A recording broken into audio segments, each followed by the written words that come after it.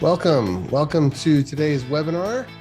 We're excited that everyone's here. We have a great group of people here, and we're gonna get rocking and rolling here. I'm really glad that you're here, and if you tune in for this type of session, then that typically means that you want to get more done. You want to move fast. You want to produce higher qualities that you can deliver with you and your team, and ultimately your company and your customers. And so we're going to be talking about Blazor architecture patterns, and this is an exciting topic. I typically am pretty good about answering people's questions during the webinar and kind of weaving it into the content. But I will make a commitment that if I don't get every question answered in line, that I'll make sure that all the questions get answered by the end, even if that means that we have to get off this webinar and have a phone conversation or whatnot, or just schedule it if too many people want to talk afterwards. I always like having conversations after a webinar about particular projects. All right, a few resources that y'all might be interested in. One is a podcast that I've been hosting since 2018, which is the Azure DevOps podcast. You can find it at any podcast directory, and also a free offer just in case anyone's interested in not the topic of today's webinar. However, my latest book is .NET DevOps for Azure, and if anyone would like a free ebook chapter of the book, you can send me an email, jeffrey@clear-measure.com, or you can just buy the book anywhere books are sold, and that's exciting there. Now, I want to talk about Blazor architecture patterns, but I want to give you some context. And I've spoken about this at various conferences, most recently the Dev Intersection Conference in Las Vegas. But there's several key projects that have really given us some insight into how Blazor applications work in the wild. And this is one of them. It's an auction application. It's high intensity bidding and fundraising and add-on, and lots of people watching prices. You need real-time updating, as well as just needing to be able to take a bid. An auction is an intense event.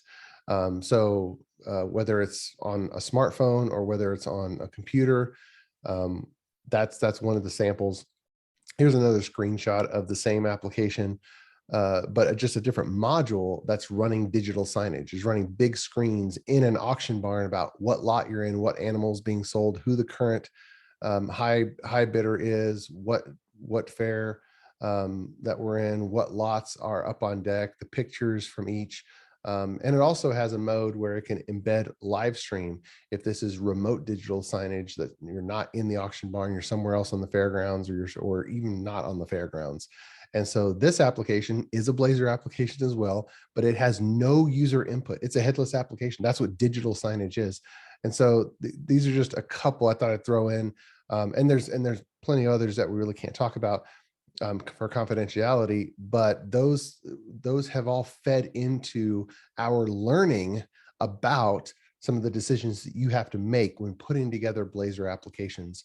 And so we've distilled a lot of those things down into this webinar, Blazor architecture patterns, and we're excited to share that with you today, because I'm guessing that that most of you that are tuning in are either currently working on a Blazor powered application of some sort, or are planning one, and that's why you're interested. And so I hope you take away some things and learn about that.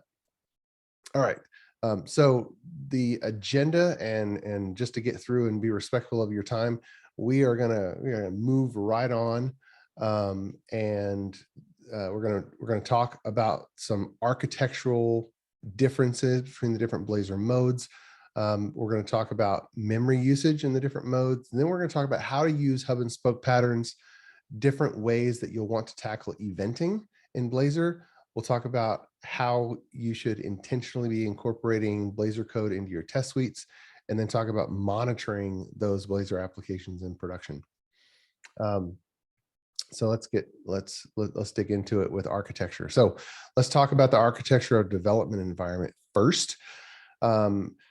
If you have attended any ClearMeasure webinars before, you might have seen some type of version of this particular architecture diagram, this is a highly shrunken technical blueprint for the structure and flow of a development environment and pipeline that's implemented for Blazor applications, leveraging Azure pipelines and Redgate tools for SQL Server and Octopus Deploy for more complex deployment scenarios. This is the full architecture poster. It's like 2 foot by 3 foot if you were to print it at a print shop. I'll go back to just the top portion. By the way, if anyone would like a copy of the high resolution digital copy of this poster, we'd be more than happy to give it to you. Just either request it in the chat, or you can send me an email and I'll make sure that we get it to you.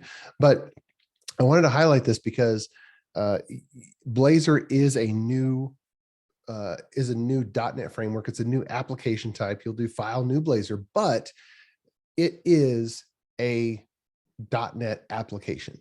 And as such, there's a lot of things that you, if you have a automated DevOps environment already set up, there's a lot of things that you're going to be able to leverage. And you'll see the Blazor logo annotated on various parts of this. And that means that you have to do something specific with Blazor in these areas. And the ones that don't have it means that you'll do it exactly like you've done it with other .NET applications. There's nothing specific that you have to do with Blazor. And so when it comes to source control, you'll need to lay it out in a certain way. But when it comes to just setting up Azure pipelines for an integration build, you don't have to do anything special. .NET is .NET when it comes to that. When it comes to packaging a release candidate, you need to think about your Blazor application, whether it's server side or whether it's WebAssembly, and package it appropriately. And of course, when you deploy across environments, you need to make sure that you're thinking about your Blazor application in those environments. All right, but I just wanted to touch on that so we can kind of get into the material. So let's get into thinking about version control and how you're going to lay this out. Now, while not the topic of this webinar, Blazor applications fit very nicely in a Visual Studio solution structure that is leveraging Onion architecture as a pattern. And so if you've never heard of Onion architecture, just go look it up and you'll find a wealth of information, a lot of people talking about it. But managing your dependencies is key. Now, likely you're going to have a pretty large software system, and your Blazor application is going to be one of the applications in your larger system. It's natural to segment a software system into multiple versioned software applications, independent applications that can be developed, tested, run, deployed, maintained, servers restarted, totally independent of the rest of the applications in the system. And regardless of what other patterns that you're using, whether you're decomposing your system into other monolithic applications, or if you are going for a microservices pattern where you have very, very small applications, the same rules apply. You want each of your versioned software applications, however large, to have their own Git repository. You want to make sure that you only have one application for a single Git repository. And so if you're creating a new Blazor application, file new Blazor project, you need to decide and understand architecturally, is this a Blazor application that is a part of your architectural application, or does this represent a new independent version software application?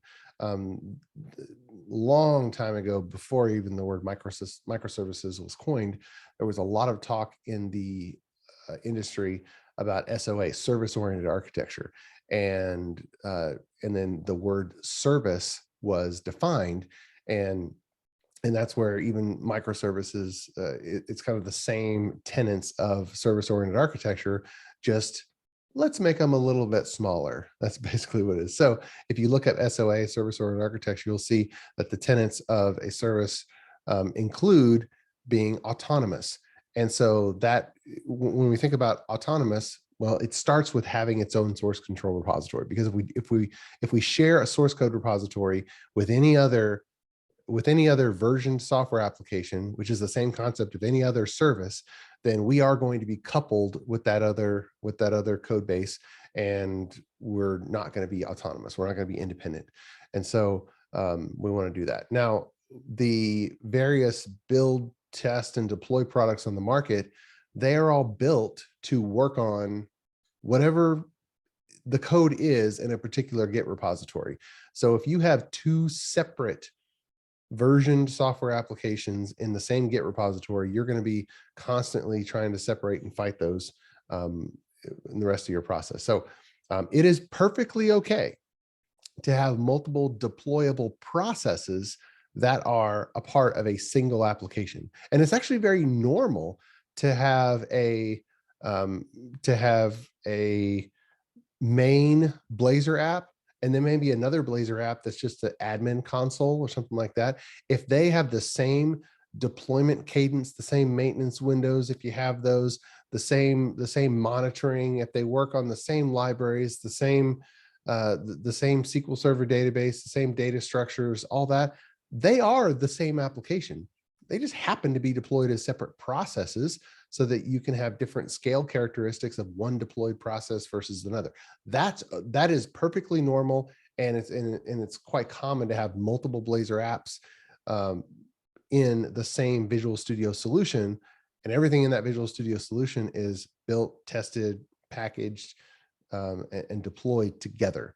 But if it's a separate team, if you want a separate deployment schedule, a separate maintenance schedule, a separate, totally separate resources in Azure, in different teams and all that, architecturally, it really is a separate application. All right, so let me touch on the important parts of WebAssembly versus SignalR from an architectural perspective.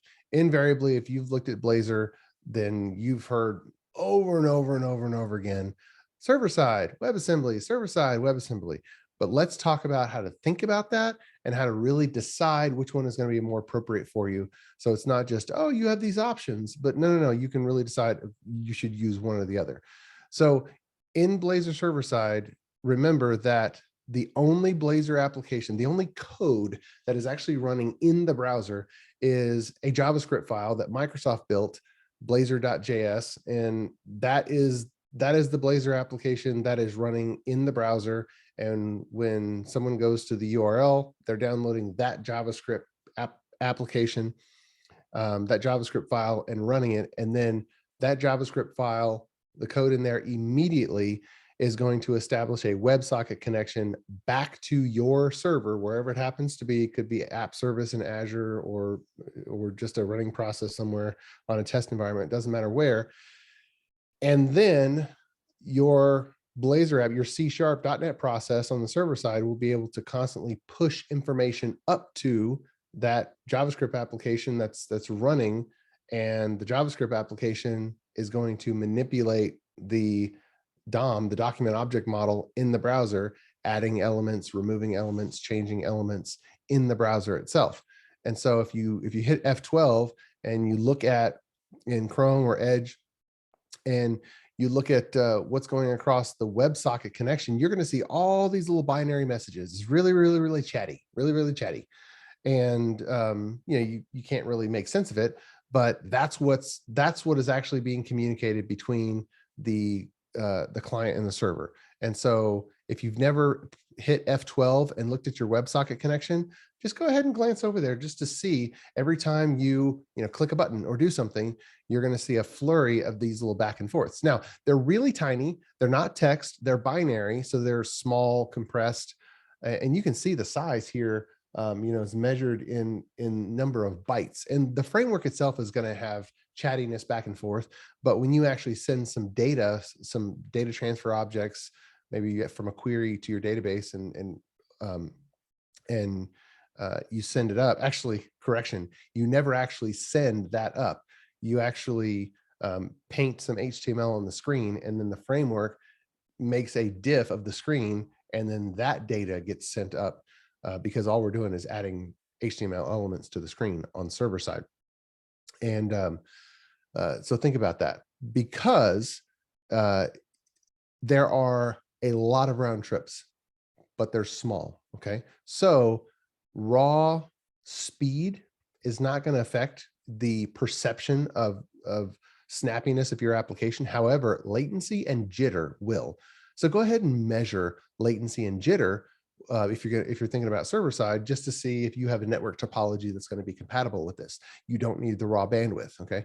If you are if you're making now flip it over to WebAssembly, you are running .NET in the browser. And if you're going to call over to a web service and say, hey, give me the results of this database query, and then that information is going to be packaged up as probably JSON and then thrown over the wire, then all of that raw data is coming over the wire. And so if you have what effectively is a select all from this table, and you have 50 columns in that table, well, you're going to get, even if you're using Entity Framework, you're going to get all that data. You're going to pull it over the wire. And then let's say you only use 5 for a particular screen, you only use 5 properties of the object that's hydrated with that. You are going to have pulled over all that data over the wire, and then you only use five fields. And so it's a lot of waste.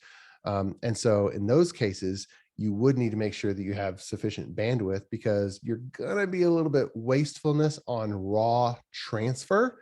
However, when it comes to jitter and latency, you actually only incur the latency one time because you made a web service call and then you got it back. Now, in reality, depending on the size of the data, because you're using transfer control protocol, TCP, there's going to be a lot of different packets going back and forth. And so you are going to incur the latency multiple times, but not nearly as many as the chattiness of server side. And so when you're thinking about it, we have seen in the real world scenarios where whether it's in situations where the Wi-Fi is just kind of spotty up and down, whether it's jitter, whether it's latency, we could be clicking on a button and the only thing that we need is to type the word okay on the screen, and the server side just not being able to have a snappy experience, because there is, other than just writing raw JavaScript, which you can, other than writing raw JavaScript, we need that round trip to the server in order to even paint a response to the user, to even let them know that their button click was registered. We have to get to the server and round trip. And if you're on the West Coast and then your data center is on the East Coast, you're getting, what is it, between 10 and 30 milliseconds sometimes, just to jump across the country. So you have to think about that. All right, now let's talk about some settings that you're going to want to look at. With the .NET Framework version, now that right there, we have found to kind of been ignored by Azure. Because Azure is not applying the .NET Framework, we haven't found it to make a difference. And in that drop down now, you see .NET 6 and all that, but we haven't found that to even, it appears at least that setting is ignored. Okay. Now, on platform settings, you absolutely want to be on 64-bit.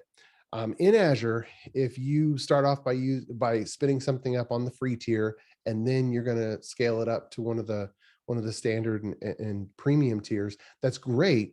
But the free tier doesn't support 64-bit. Okay. So when you scale up to premium, remember, you are going to have to come in here and intentionally change the setting to 64-bit. The V3 instances, and I'll talk about that a little bit later, they have a lot of RAM for a pretty affordable price.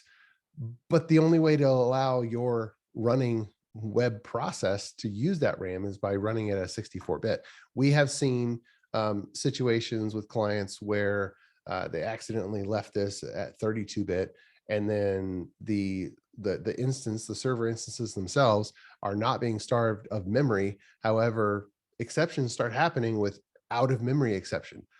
The server instance has plenty of RAM available, but the application is just starting to act weird, and there's these out of memory exceptions that start happening. And so if you see that happening with your application, go and check this setting, because it could be that your application is just not being allowed to use the memory that's available to it. So that's important. And then on WebSockets, you absolutely need WebSockets to be turned on. Now, SignalR is the technology under the covers for Blazor server side. And let me take a step back, because we are going to bounce back and forth between Blazor WebAssembly and Blazor server side. In your code bases, it's very unlikely that you're only going to have one versus the other. It's very likely that you are going to have both based on the scenario. And this is why. Let's say you need a high degree of compatibility in a particular application. You want your application to be able to be used across absolutely any type of client, smartphone, device, whatnot. And you're not going to try to scale up super high like Microsoft.com or whatnot. You kind of have a bounded set of users. You know who your users are, very predictable load standards. And in that scenario, that's a slam dunk situation for Blazor server side. Blazor WebAssembly, it's not even worth it. Okay. Blazor server side is more productive. There's less code for you to write. You only have one running process that's on the server. You don't have to have, say, one memory space you're managing inside the user's browser and then another memory space on the server. You have one to write. You don't have to jump over web services to transfer data back and forth. And it is insanely fast, productive to develop applications like that.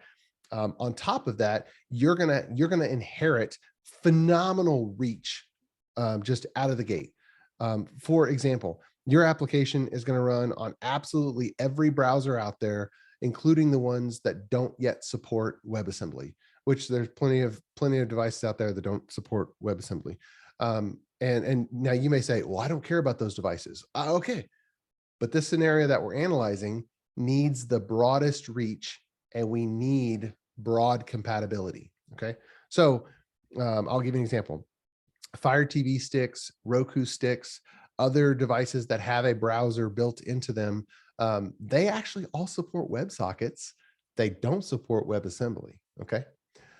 Now, even if a browser doesn't support WebSockets, or you accidentally go in here and leave WebSockets turned off, SignalR will fall back to JavaScript long polling and continue to function. It'll just be kind of a noticeable drag.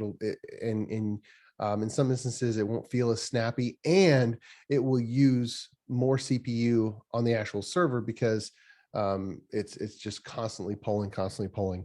So it will work though. All right. So I gave you one scenario where Blazor server side is a slam dunk. Again, you will have applications of both. You just have to decide where one is more appropriate. Let me give you another example where WebAssembly would be the drop dead, absolutely perfect scenario. And that is a situation where you might previously have been tempted to do a native application. And now and you have a predictable set of client devices. So broad compatibility is not a situation. And at the same time, your challenge there is network reliability. Okay.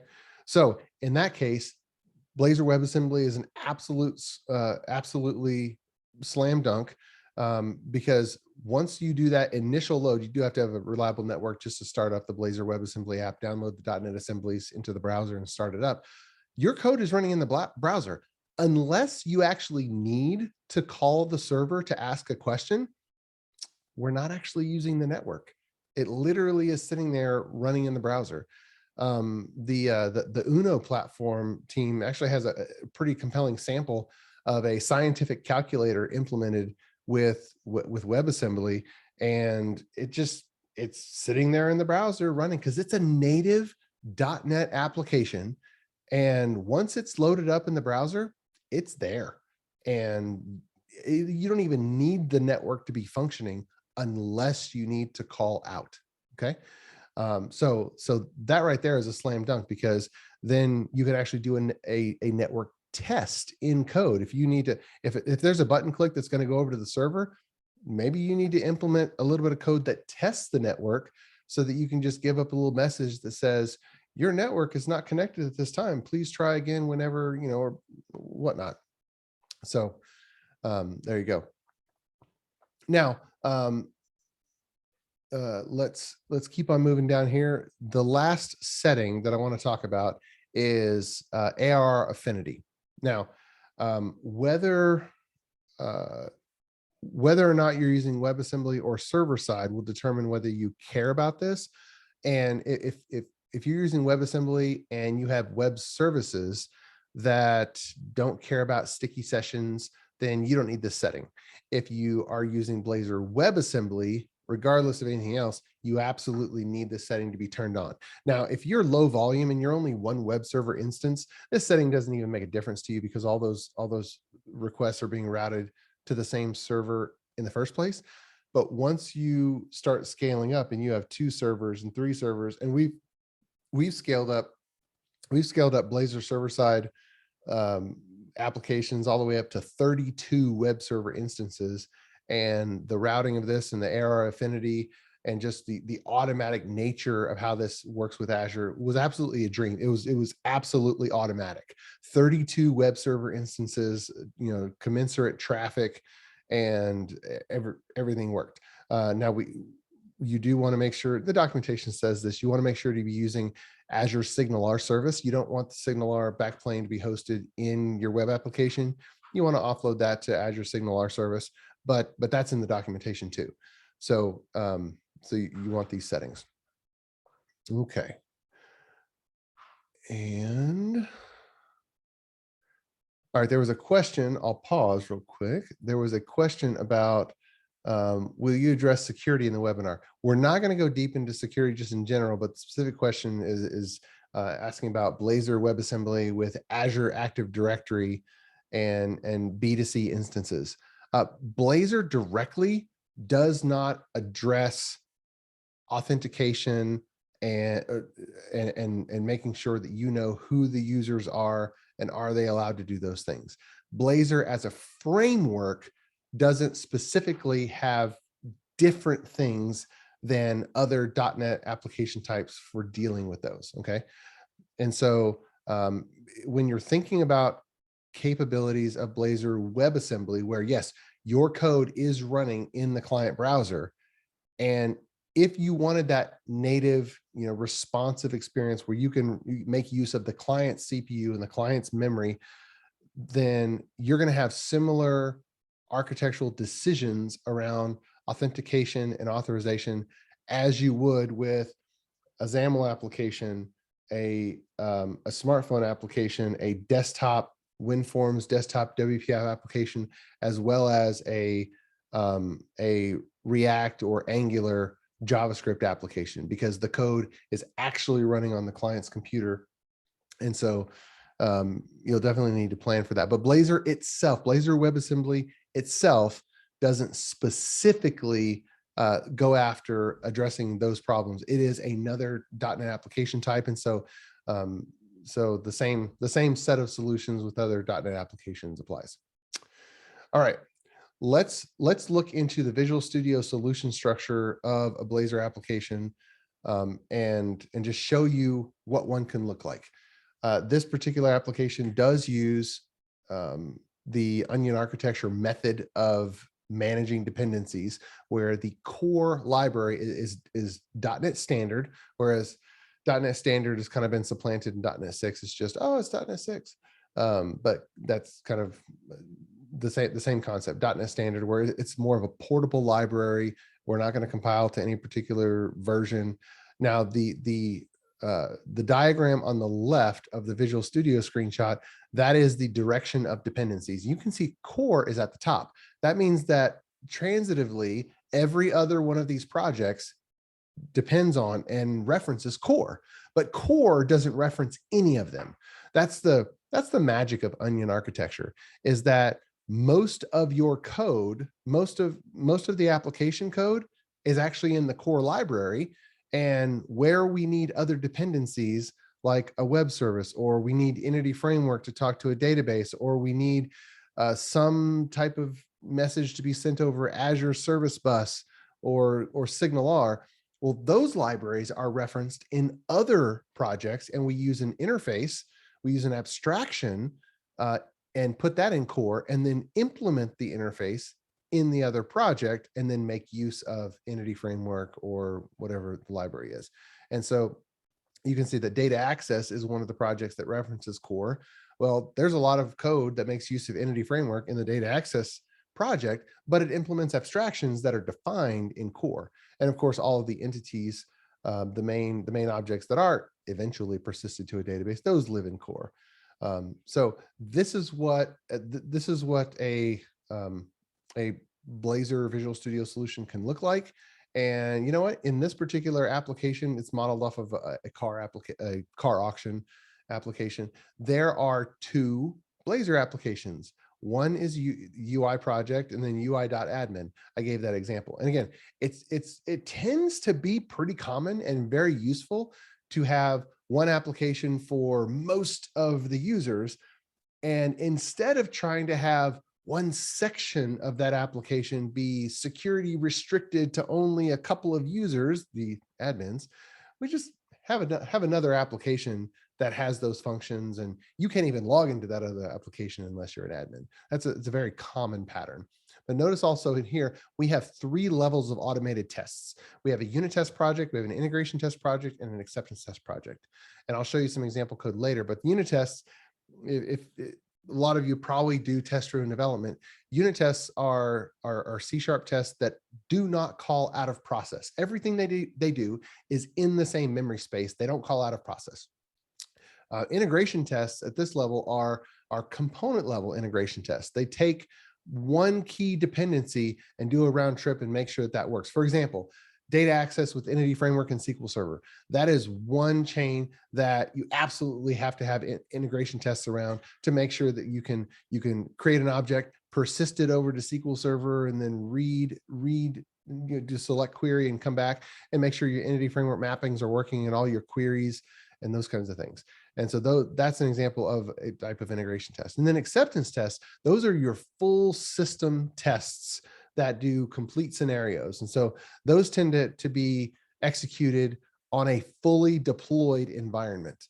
And if you're implementing continuous integration, then you have an automatically deployed environment that's available to run tests against that completely deployed version of this application. And if you don't have an automated deployment immediately after your integration build, give us a call. We can help you implement that last critical step so that your team is using continuous integration. Because continuous integration has 3 key steps. You have the private build that runs on a local developer workstation. You have the integration build that runs on a team shared build server. And then you have your first deployment and test suite that runs on a fully deployed environment. So don't miss those 3 steps of continuous integration. Otherwise, you're not getting the value that pattern provides. All right, let's talk about memory management, and here are some differences. If you have a lot of users and a lot of business logic, that is probably going to push you away from Blazor server side, partly because of memory. If you are hosting every user's session in your application, it's going to use a lot of memory. And imagine offering remote desktop access to all of your users so that you could run their copy of a WPF application for them. Okay, that's kind of what we're doing with Blazor server side. We're keeping their entire application state in memory, at least the framework is, and then we're kind of painting for them what the current screen looks like. So architecturally, that's just like giving them a URL that slipstreams in a remote desktop connection and then running a WPF application. So it is very memory intensive. And if you have a ton of concurrent usage, that means that you're going to be using a lot of memory. And depending on how intensive the logic is, maybe a lot of CPU, and you're hosting it all. So it can get expensive if you're not making use of your user's CPU and memory.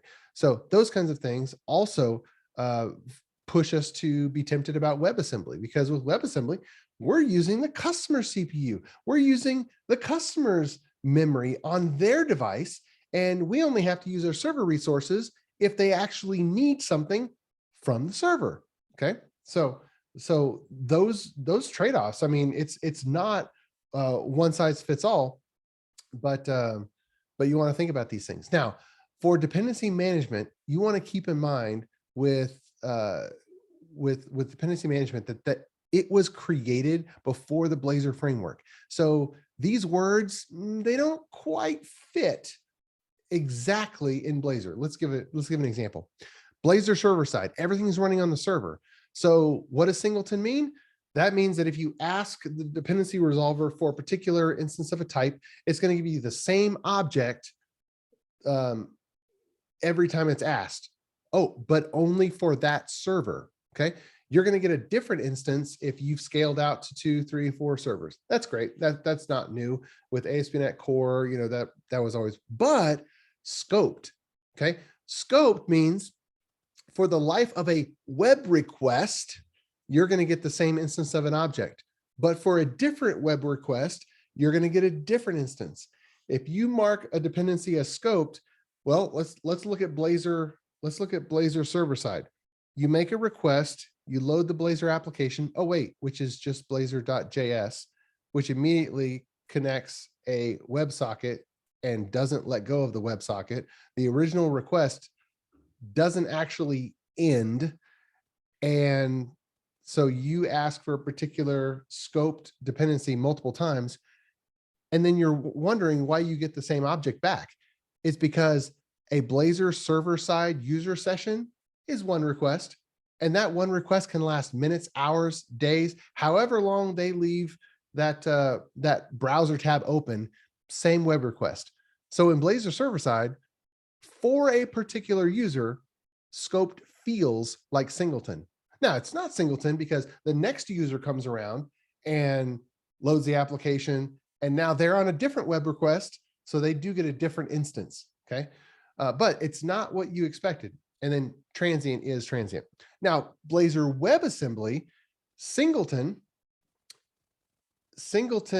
is not for the life of overall your application, it's the life of the WebAssembly process, okay? Which is different. If you were to just take your application, quickly refactor it to WebAssembly and then run it, you'd be puzzled as to the different behavior, because you had marked some things as singleton, and now you're wondering why every user is getting a different instance of the object. Well, because every user is actually running a separate process in their browser, and so singleton means something different in WebAssembly. And scoped, there is no web request in WebAssembly, so scoped has no meaning at all. So you kind of get the same behavior as singleton in WebAssembly, okay? So you got to keep these things in mind. Dependency management was created before the Blazor framework came out. So think about these things. Okay. Now let's talk about abandoned sessions. With Blazor WebAssembly, you can have the application, and on a smartphone, you can put it in your pocket. The smartphone kind of, memory hibernates the browser. And then when you pull it up, all the state is, if it preserved the state, it's there. If not, it reloads it. On Blazor server side, the server is keeping the application state. And so if a client goes away, the server is having to ask itself, did the client go away, or am I just experiencing a network temporary dropout and the client's going to show their face again because it was just a temporary network hiccup? So the Blazor server side infrastructure is constantly trying to guess whether the client went away or it was just a network anomaly. And so there is a default 3-minute timeout where the Blazor is going to assume that it was just a network glitch. But after 3 minutes, if it hasn't seen any kind of communication from the blazor.js client that's running on the client's device, then it's just going to mark that user's application state for cleanup and disregard it. And there it is. Now, the same user could open up many browsers, and they're going to have a new session for each one. So keep that in mind. The timeout is configurable. If you say, look, 3 minutes is not enough, you need 5 minutes, go for it. If you look at the amount of memory, because people are just coming to your application, doing one thing and then going away, maybe 3 minutes is too much. And you're like, man, we're keeping all this memory around because we have very short-lived sessions. It's configurable. You can pull that down as well. Okay. All right. Blazor server-side state management. With Entity Framework, there is a pattern that you need to be aware of for Blazor server-side. And again, Entity Framework was created before Blazor. And so if you just do server.add DB context, then under the covers, it's calling add scoped. And of course, that's not what we want in Blazor server side. So you want to make sure that you use this pattern, which Microsoft has published, so that you get the proper behavior. I won't go into context here.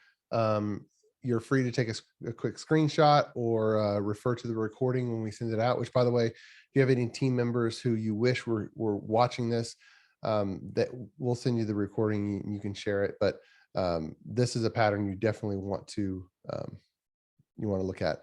And a couple questions on where the timeout is configured. App settings, I don't have the key memorized right now, but it is a documented timeout, and you just put it in your app settings.json on Blazor server side, and you can override it. Okay.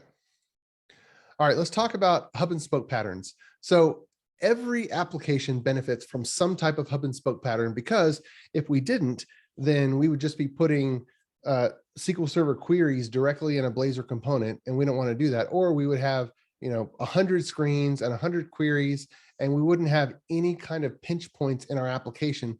And a pinch point is an abstraction. And so a hub and spoke, the hub is the abstraction, and the spoke are all the different implementations of the abstraction. And when a Blazor application is running, it is a rich and stateful application. And from time to time, we want to just be able to communicate with other pieces of the UI. We want to do UI eventing. And we also want to do issue commands and queries into the application.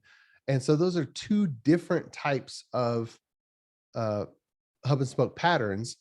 I think the bus pattern is the best one to use, and two different types of buses into the application. It's a synchronous in-memory application bus. And here's an example of some code that would use that type of pattern. We can see above, bus.send and creating a query object. And the pattern here happens to be, we have auction entry query and then dot by ID, or maybe by lot number, or by this or by that. That's just syntactic sugar, however you want to do it. And then we also have bus.notify. So you can see bus.send, we're sending a query object. Instead of calling a method on a class, we are making use of an abstraction. We're creating an object that represents what we want to have done, and we're sending it into the application, bus.send. And then if something happened and we want to notify other actors in the application, other code in the application, something happened, we can say bus.notify. And this is, hey, this already happened, but here's an object that represents the particular data about something that happened, if anybody cares to do something based on it. Okay. And then the actual query down below, auction by event ID query, it implements iRequest of type auction array, which is the return type. And there is a library called Mediator, MEDIATR, and it handles the guts of generics, dispatching, and the stuff that you don't want to write yourself. If anyone's interested, I did an interview with Jimmy Bogard, the maintainer of that open source library on the Azure DevOps podcast. And we worked together in the past on a project that actually created the first version of this. And so I like that pattern. Maybe I'm biased, but I like that library. And I think that your bus implementation becomes very, very simple when you just wrap that library and add a little bit for your usage. But when you do this, it's very easy to implement cross-cutting concerns. Look at the bottom here where you say cache key. Well, if you have a query and you want to, if you want a particular query cached for a little bit, well, you can add information to the query so that the caller, if necessary, could control the caching characteristics or have some default caching characteristics. But either way, all of the components in your Blazor application have a single abstraction to send queries and a single abstraction to which to send commands, as opposed to having a big, wide API surface area. All right. And this is a sample implementation of a bus. You want to have an interface in your core project and then implement it elsewhere. But at a minimum, you want to send and you want to publish, or whether you want to call it notify.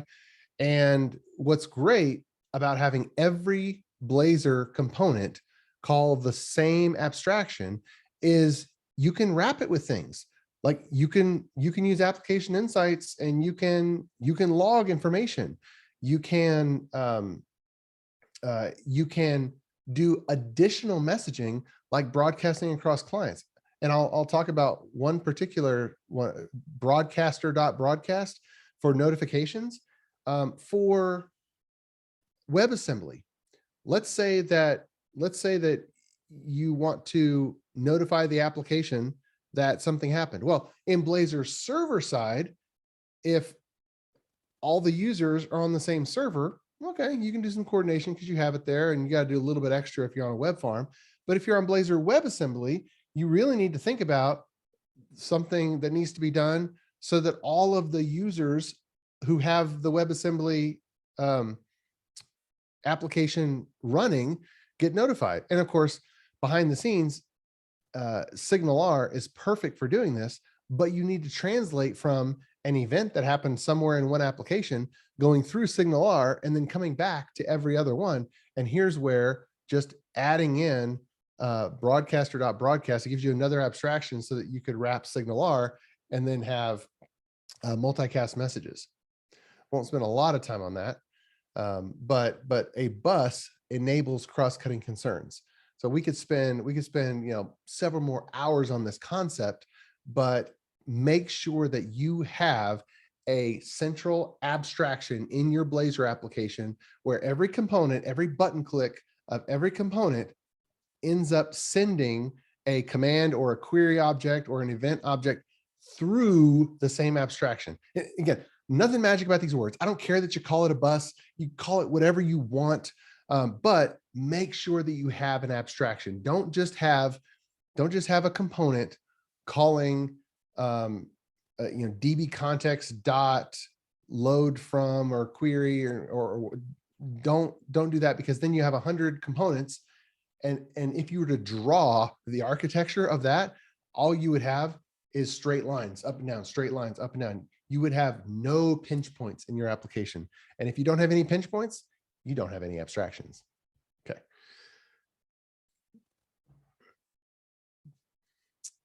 All right. I am going to briefly touch on a library that you'll want to investigate. Again, not enough time here, but Blazor MVC. Blazor components by default, in just from our experience, lack a separation pattern. You're going to have to do it for yourself. Okay. So WPF kind of has the same thing. WinForms has the same thing. Even though you have code behind files, in memory, it's all the same file. You have the look of a particular screen and you have the behavior of that screen in the same object. Okay. And before ASP.NET MVC came out, there was web forms. And, there's a reason why the documentation of Blazor says, hey, this is a great upgrade path if you still have web forms applications, because it's true. It has a component model and it's just stateful enough to where it's a great upgrade path. Whereas ASP.NET and MVC, the practically, big rewrite from web forms. But don't make the same mistake that a lot of past application authors have made and accidentally end up with a brand new code base where you've mixed the layout code of a particular screen with the behavior code. That's why the model view controller pattern exists, and that's why it's existed from the 1970s. Is not just unique to this framework. Every application that has an interactive user interface benefits from separation of code that represents visual layout of the screen, and code that represents behavior of the screen. Okay. And so the controller represents behavior. What should it do? View represents how should it look? And model is what data or what API from the application am I working with? And so I'd encourage you to go look at this, and I have some other content available. If you can't find it, just send me an email, working out Blazor MVC and how this does provide a model view controller implementation for Blazor applications, Blazor server side and Blazor WebAssembly, both for .NET Core 3.1, .NET 5, and .NET 6. So there. And just, I'll give you a quick teaser. This is the counter controller that is refactored to be a counter. Sorry, this is the counter component refactored to be a counter controller and a counter view. You can see on the bottom right, the view code is just layout with there's no if statements there, no real behavior. And then the controller owns the route, and then it owns the behavior. Okay. All right, let's jump to testing real quick.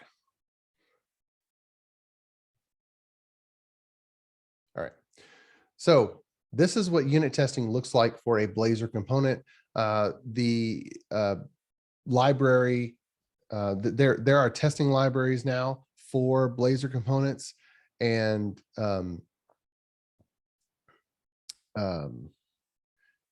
BUnit is probably the one that's gotten the most traction so far. And this particular code does use BUnit.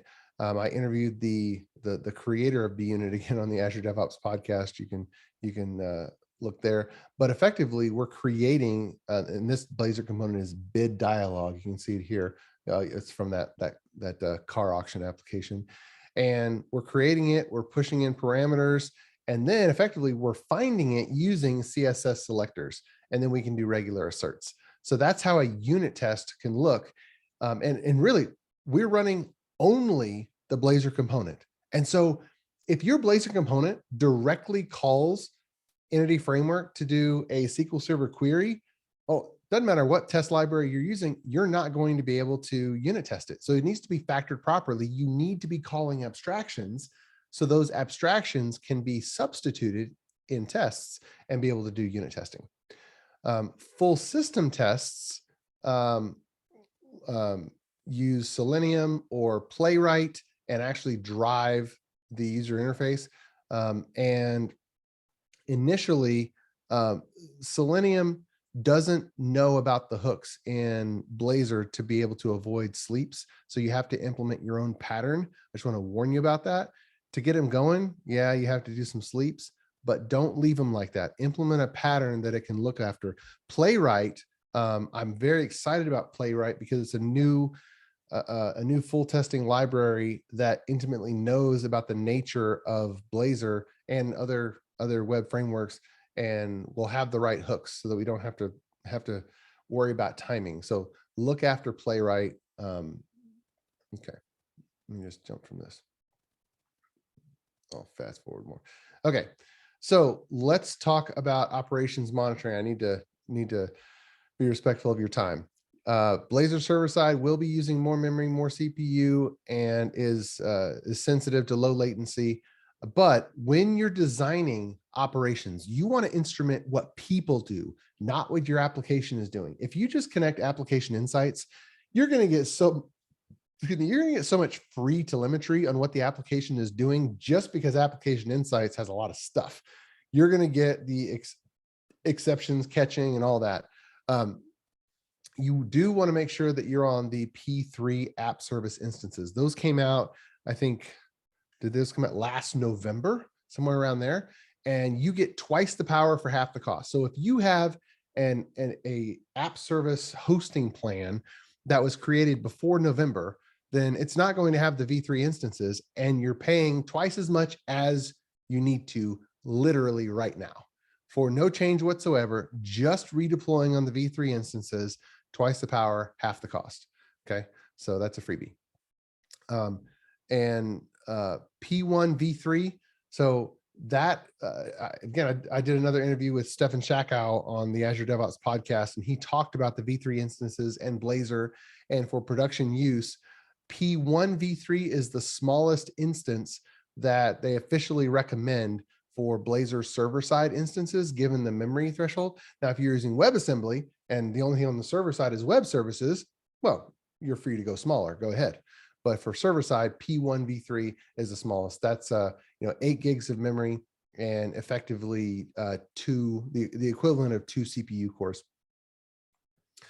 Okay, now for monitoring, for server monitoring of WebAssembly, you're going to do the same patterns as you would for monitoring a ASP.NET MVC site or one that has web services with web API. For Blazor server side, it's very different, very, very different. Server response time is king. It is a key metric for Blazor server side. It is so important. It's going to drive everything else. And you want that to be under 10 milliseconds. That means that you don't have any contention on the server to start doing a response. Once one of those little WebSocket messages comes in, again, this is not just a button click. This is even the framework communicating with the server. All those little round trips, you want each of them to be started responding in under 10 milliseconds on the server. If you're taking more than 10 milliseconds on the server to start responding, then your users, you're going to be able to see it with the naked eye, just with how many back and forth it is. Okay. And if you don't have memory contention or CPU contention on those instances, then you're going to have no problem staying within this threshold. And it's going to look like this. You're going to have little intermittent spikes up and down every now and then. It's fine. But generally you want to stay under 10 milliseconds, and your application is going to be so snappy. You won't be able to tell between it and running just a desktop application with no network traffic whatsoever.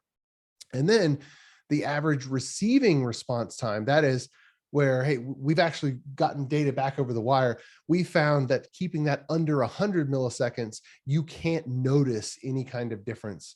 It feels instantaneous. It feels instantaneous there. Okay. Now, you also want to closely monitor not only the amount of CPU and memory available on the server instances, but the amount of CPU and memory that are used by your particular application process. Because if you have the app service plan, you're going to have multiple applications on the app service plan. And if you're doing slot-based deployments to limit the downtime, little blips of downtime, which on Blazor server side, that's actually another instance.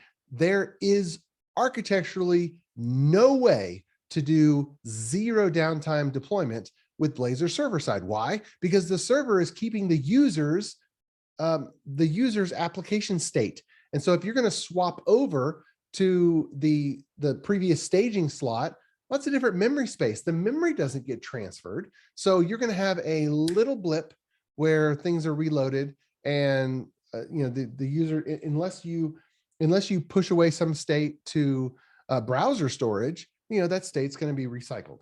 With Blazor WebAssembly, well, the server is effectively web services. That's more going to be stateless, and so yeah, you can do zero downtime deployments with WebAssembly all day long. So that's another thing to keep in mind, right?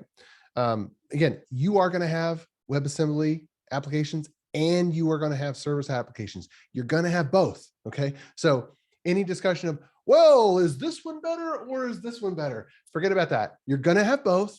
You just have to choose which to use in which of your scenarios, because you're going to have both. Okay. I touched on that. I think to close up, I want to be respectful of your time.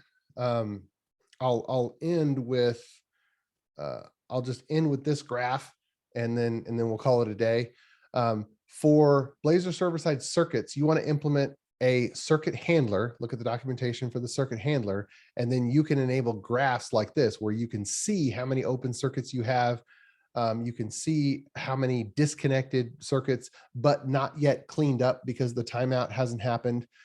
If you implement your own circuit handler. If you don't know what a circuit handler is, then look in the documentation. There's a class that the framework allows you to override and execute code when a new user connects a new Blazor server-side circuit and when they disconnect.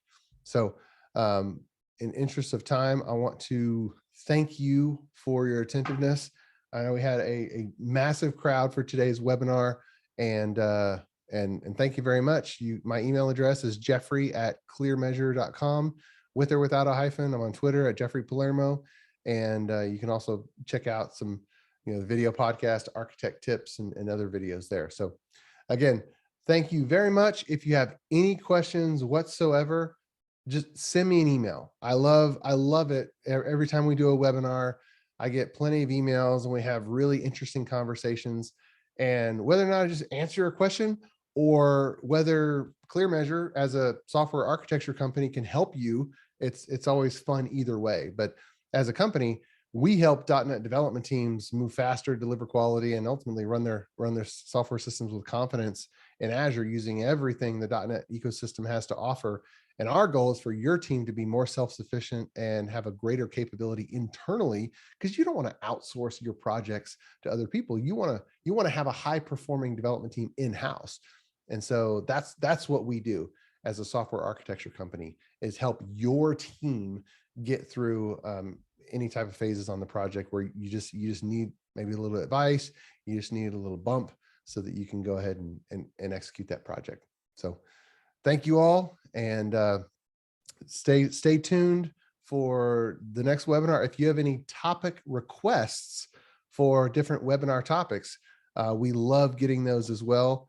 Even without offering that, we always get some topic requests. Go ahead and just send me an email for those as well. So thank you so much, and God bless.